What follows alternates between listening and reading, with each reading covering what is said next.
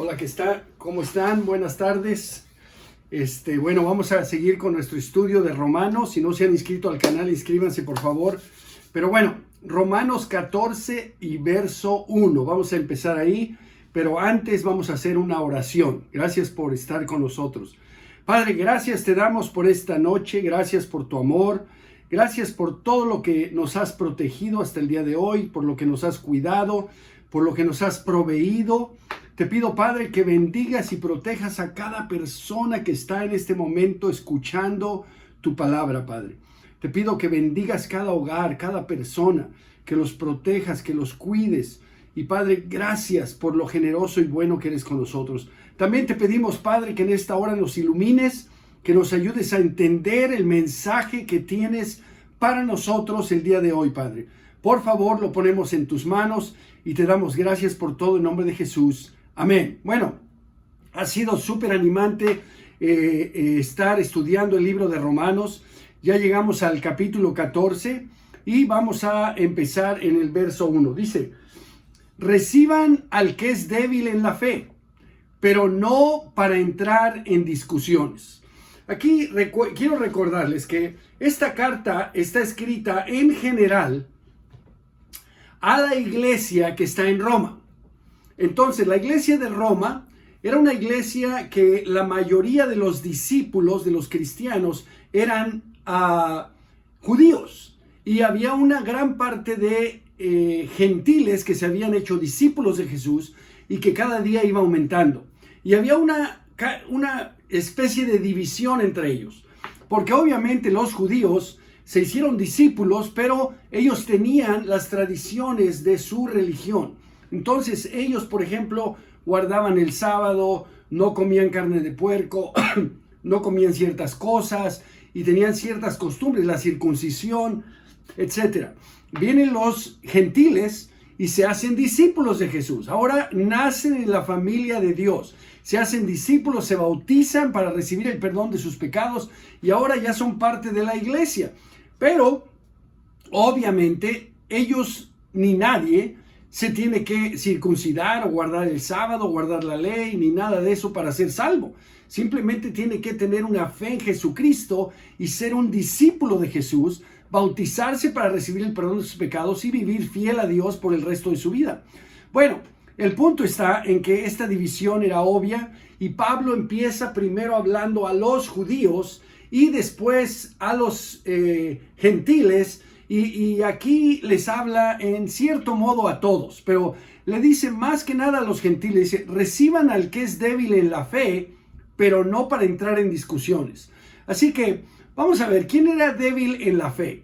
Aquí, aunque aparentemente los judíos eran más fuertes porque tenían unos cimientos en la palabra de Dios, obviamente el judío que tenía una fe completa en Cristo dejaba la ley y se basaba solamente en la gracia que Dios le da a través de Jesucristo.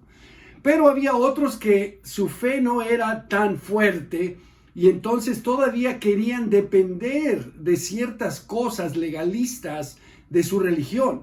Y Pablo está tratando de ayudarles a cambiar.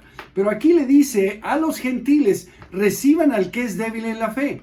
Hay personas que son débiles en la fe, ya sea gentiles o judíos, pero débiles porque ellos no querían dejar esas tradiciones. Y le dice, pero recíbanlo, ¿ok? Pero no para entrar en discusiones, o sea, no para estar discutiendo.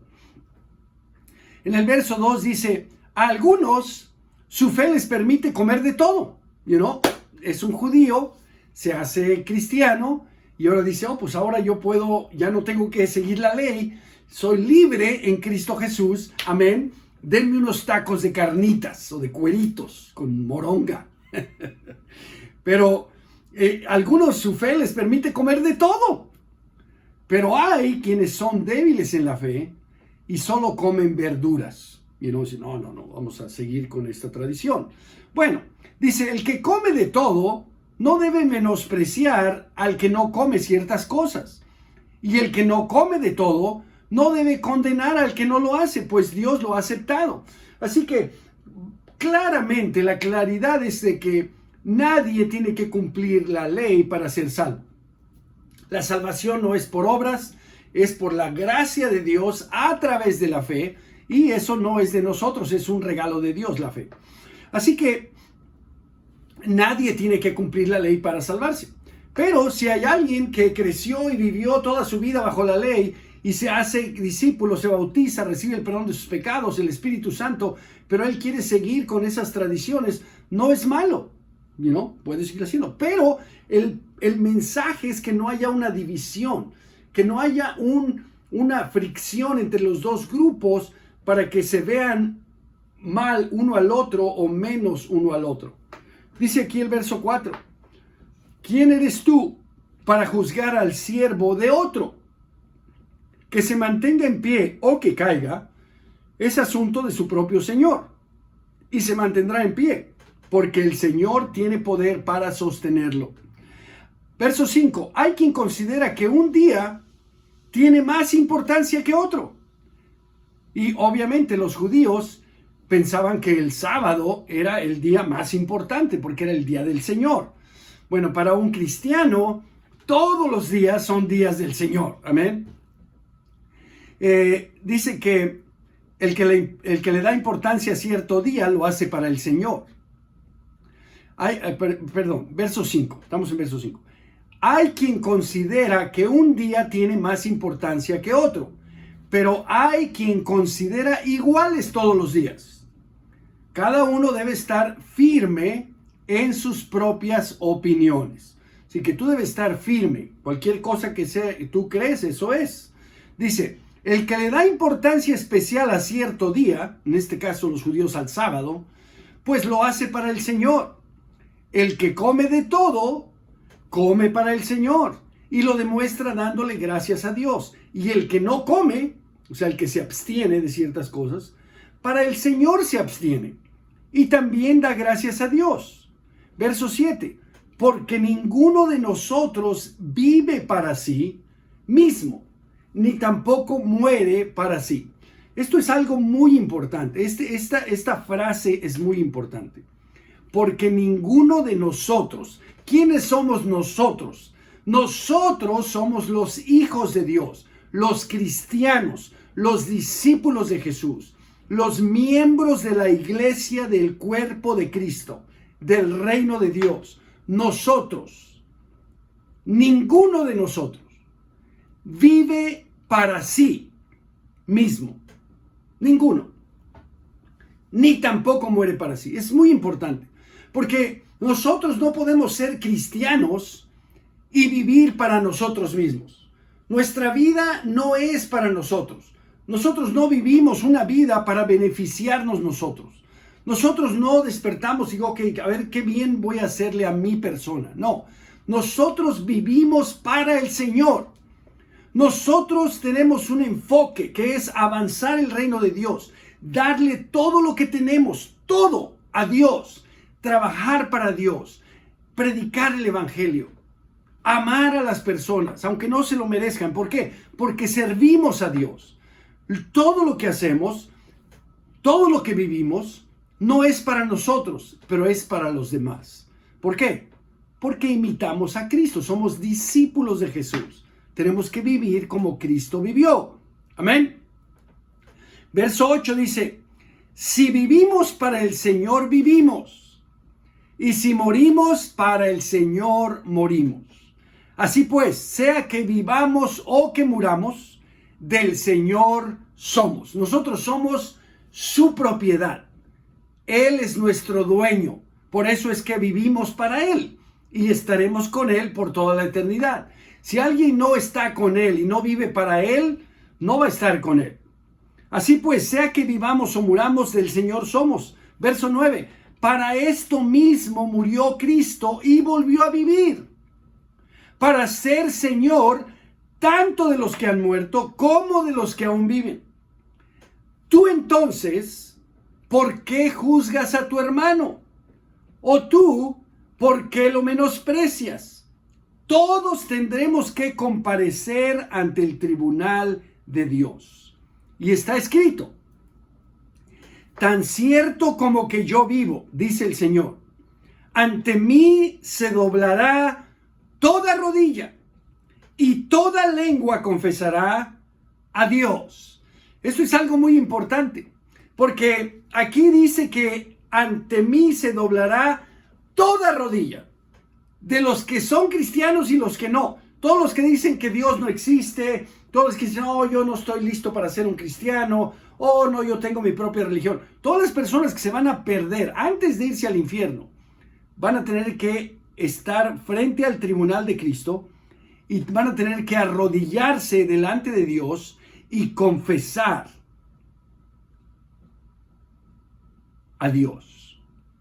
En el verso 12 dice, así que cada uno de nosotros tendrá que dar cuentas a Dios. Por tanto, dejemos de juzgarnos unos a otros. Más bien, propónganse no poner tropiezos ni obstáculos al hermano. Yo, de mi parte, estoy plenamente convencido en el Señor Jesús de que no hay nada impuro en sí mismo. Aquí está hablando Pablo. Dice, yo de mi parte estoy plenamente convencido en el Señor Jesús de que no hay nada impuro en sí mismo. Si algo es impuro, lo es solamente para quien así lo considera. Así que, por ejemplo, en este caso, pues para ellos era impuro comer carne de puerco. Pero Pablo dice, yo estoy convencido de que nada es impuro. Si algo es impuro, lo es para quien así lo considera. O sea, si alguien piensa, oh, eso es impuro y no tiene la fe de que no es impuro y se lo come, es culpable, dice el verso 15. Ahora bien, si tu hermano se angustia por causa de lo que comes, ya no te comportas con amor. No destruyas por causa de la comida al hermano por quien Cristo murió.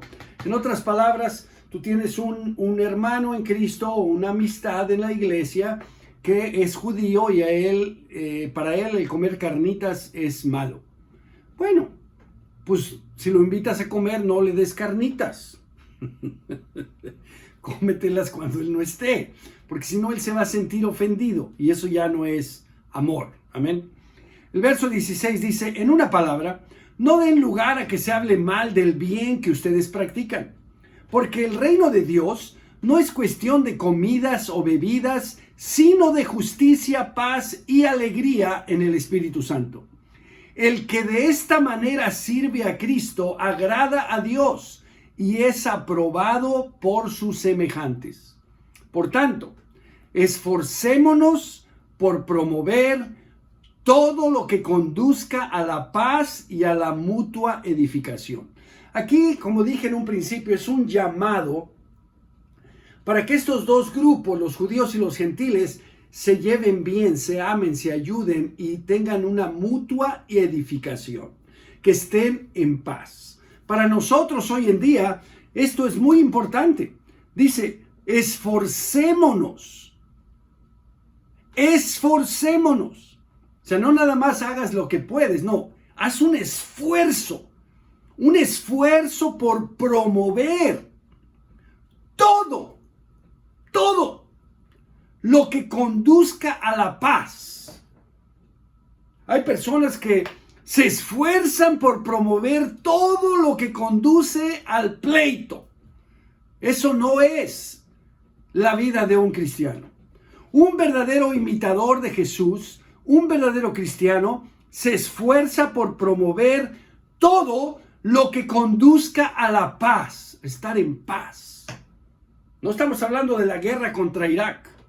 Estamos hablando de la guerra contra tu esposo, la guerra contra tu esposa, contra tu suegra, contra tu vecino, contra tu compañero de trabajo, tu jefe.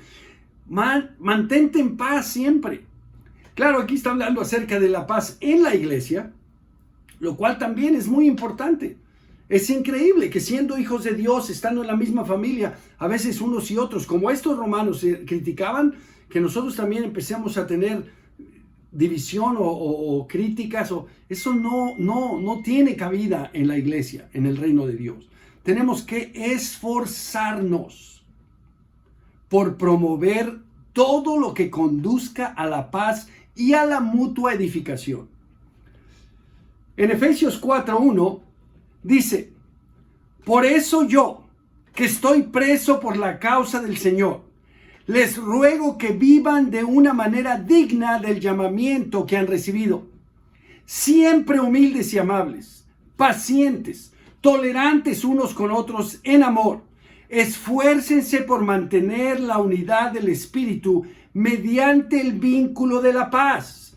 Hay un solo cuerpo y un solo Espíritu, así como también fueron llamados a una sola esperanza, un solo Señor, una sola fe, un solo bautismo, un solo Dios y Padre de todos, que está sobre todos y por medio de todos y en todos. Aquí vemos claramente que Pablo en otra carta dice con claridad que hay una manera que nos tenemos que comportar.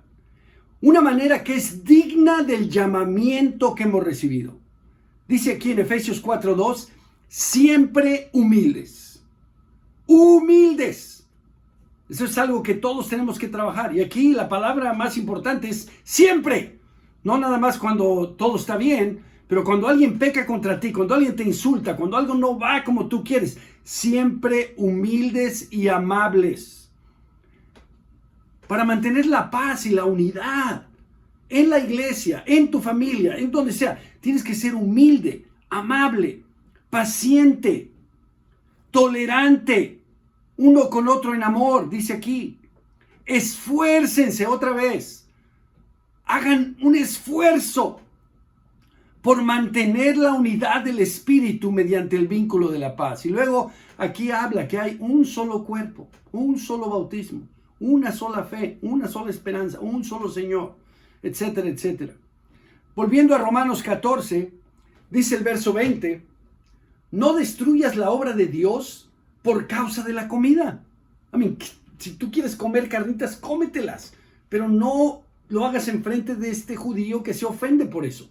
Y tú sabes que él comió carnitas, déjalo. No estés criticándolo, ni tú a él, ni tú a él. Cada quien haga lo que su fe le permite. No destruyas la obra de Dios por causa de la comida. ¿Por qué dice destruyes?